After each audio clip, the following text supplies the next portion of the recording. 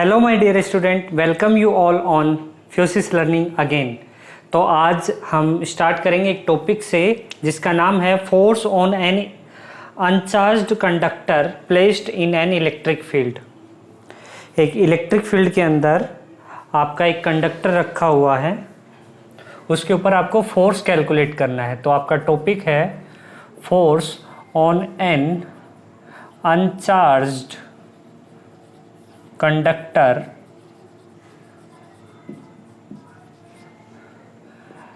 placed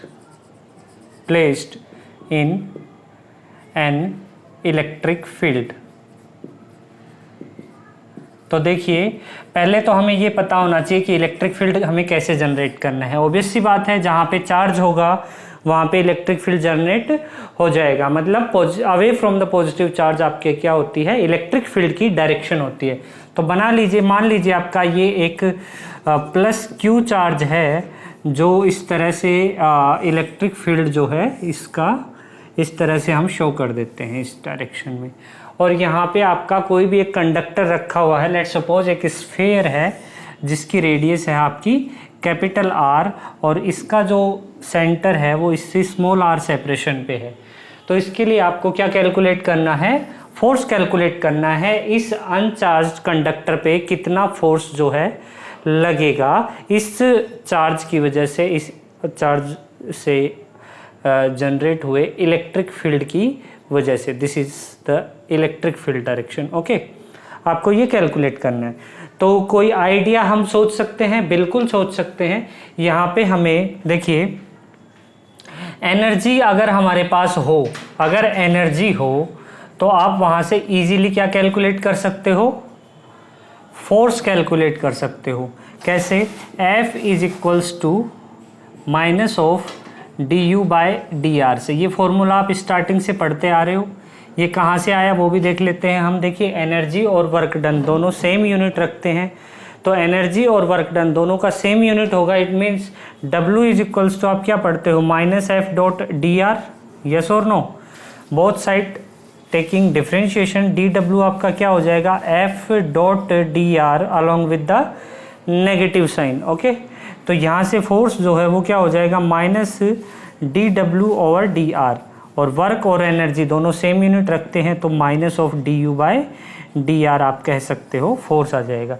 तो यहाँ से अगर आपको एनर्जी पता है तो आप फोर्स कैलकुलेट कर सकते हो। अब एनर्जी कैसे कैलकुलेट होगी, since you know that the energy density UD is equals to, energy density क्या होता है, energy per unit volume.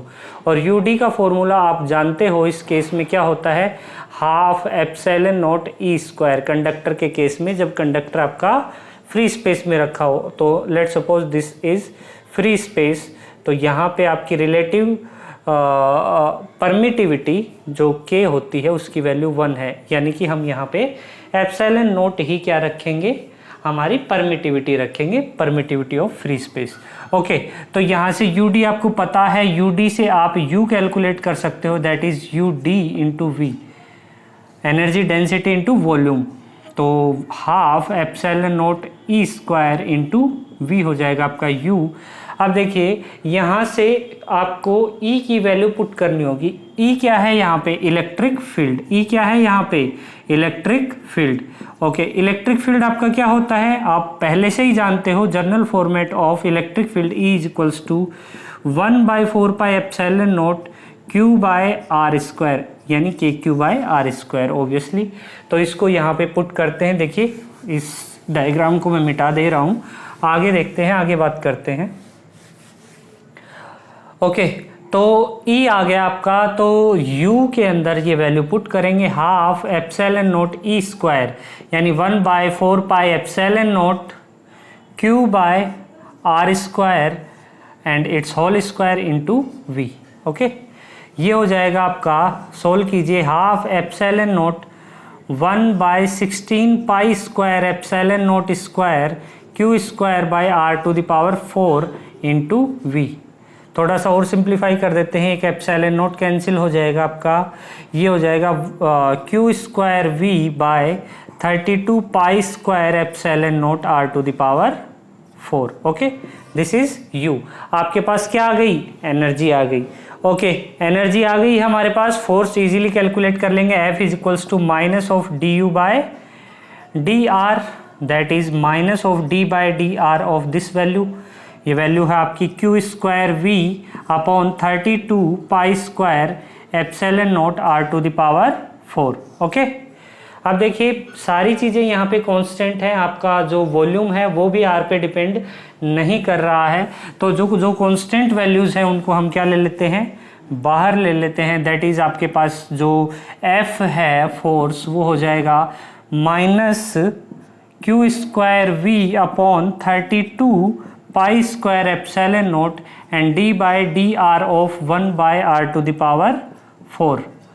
1 by r to the power 4 का जो डेरिवेटिव है वो क्या हो जाएगा आपका, देखिए Q square V upon 32 pi square epsilon naught and minus 4 by r to the power 5। अब ये नेगेटिव कैंसिल हो जाएगा, 4 8 जा 32, तो फोर्स जो है वो क्या निकल के आया आपका, Q square by 8 pi square epsilon naught and 1 by r to the power 5। Okay, और अलोंग विथ v क्या है, volume of that particular sphere. तो ये आपका फोर्स हो गया। अगर उसकी जो रेडियस है वो r है तो v की वैल्यू भी हम यहाँ पे पुट कर देते हैं, Q square by 8 pi square epsilon naught and ये था आपका 4/3 पाई कैपिटल R क्यूब। एक पाई से एक पाई कैंसिल हो जाएगा, 4 2 जा 8, तो ये हो जाएगा आपका 3/2 Q square R cube upon pi epsilon not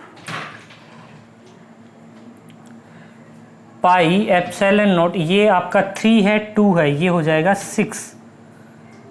6 pi epsilon naught and r to the power 5 भी था यहाँ पे, तो r टू द पावर 5, ये क्या हो गया आपका, फोर्स आ गया। ठीक है, तो ये था हमारा आज का डेरिवेशन। आई होप आपको ये जो प्रोसीजर है ये समझ में आया होगा।